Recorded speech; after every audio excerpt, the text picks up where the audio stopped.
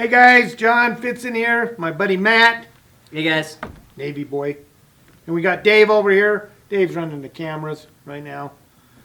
Worst camera work of the year. Yeah. Anyway, we're going to tell you about Matt's stuff. Matt has some cool stuff. He's been buying guns. America. Yeah, so tell us what you got. So I've got my current concealed carry gun is my Glock 19. Both my Glocks are Gen 4s. I like the 19. It's perfect for just about everything. I really like the 9mm caliber. You get more rounds and you can get more rounds on the same target. Everyone does the 9mm versus 45 thing. I'm not going to get into that debate because I could go on for hours. But that's just my personal preference. Your mileage may vary on that one. Then my other Glock that I just recently picked up is my 34.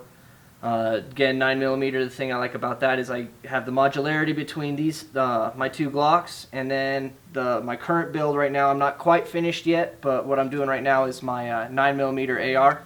I have a New Frontier lower receiver and upper receiver that's compatible with Glock magazines. So I have modularity between all three of my weapon systems, minus the obviously my Glock 19 magazines and my 34.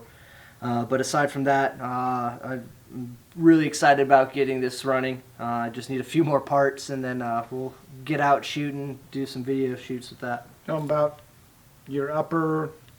So my upper receiver, like I said, it's a side charging New Frontier upper receiver. I don't have a buffer and buffer spring right now, so I don't really want to rack it. But I'm running a Call Valley 9mm bolt carrier, and then I've got a Call Valley 7-inch key mod rail, ballistic advantage. What is it? 5.5-inch barrel. What the hell you got on the end of there? At the end of it, I have the Spikes Tactical Barking Spider 2 9mm. 2.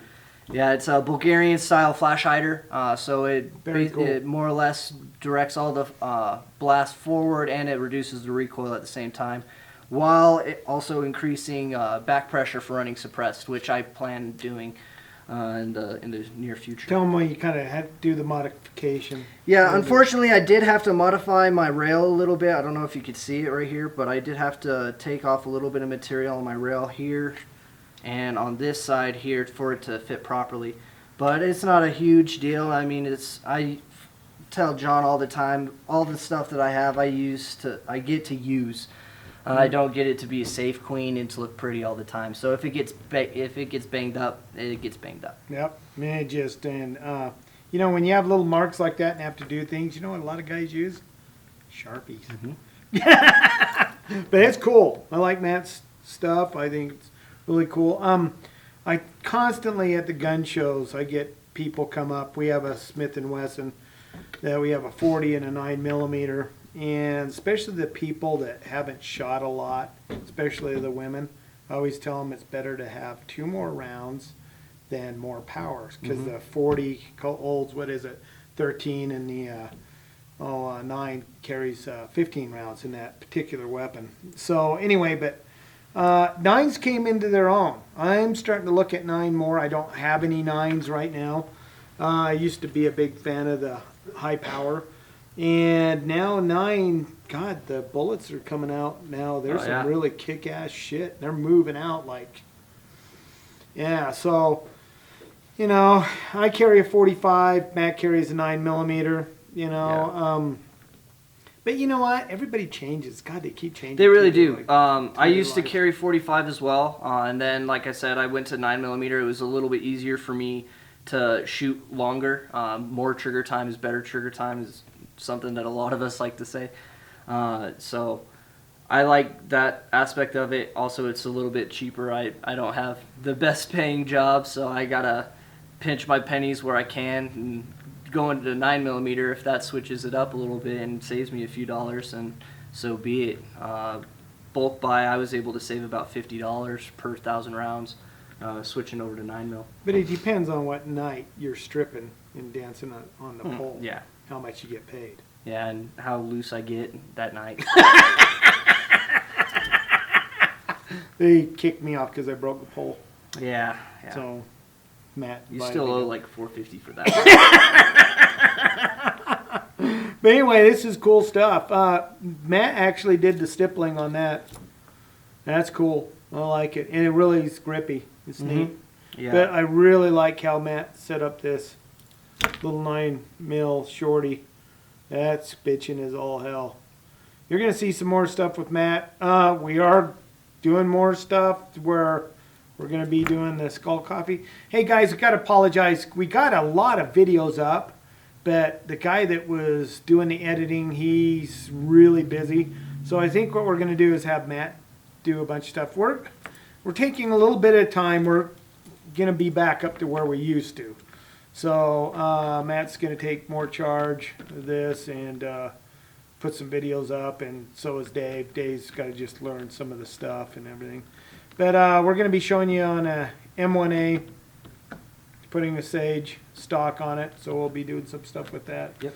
Matt has some other stuff he's going to be doing up too. So, and I got a bunch of cool knives coming up that I'll do some videos you guys get a kick out of, and that's about it. Yep. So, anyway. While we're also kind of on the subject, more or less, we are planning on doing a lot more videos with pistol caliber carbines too. John just recently picked up a Chris Vector in 10mm, so that's pretty cool. So we'll definitely be doing videos on that, and once this is finished up, we'll go out and do a little We'll get pistol. Rick. We'll get Rick with his yeah. 45 Vector. It's full Absolutely. auto. Yeah. And they just say that thing just does not move. They say it's just because the way that bolt is going. I wish I had mine in full auto, but that's the way it goes.